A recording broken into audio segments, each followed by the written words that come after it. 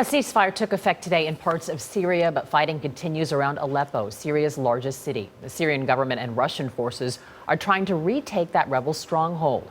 Holly Williams is in nearby Istanbul. Good morning. This latest attempt at a ceasefire doesn't cover the city of Aleppo, which before this war was Syria's commercial hub and is now a killing field. More than 200 people lost their lives this week in Aleppo, according to a Syrian monitoring group, many of them children. The Syrian regime, along with its backers in Russia and Iran, is trying to recapture all of Aleppo. An internet video that appears to show the aftermaths of airstrikes on the city this past week is truly disturbing. It shows desperate attempts by medics to save lives, often in makeshift clinics, rescue workers pulling survivors from the rubble and carrying the dead away in body bags. And some people just shouting out in despair, because while the world negotiates over Syria's future, the killing continues.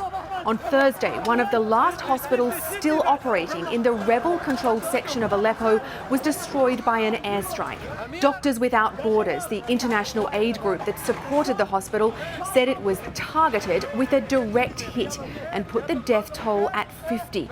The group said the hospital was a centre for child medicine. One of the last paediatricians still working in rebel-held Aleppo was killed by the airstrike.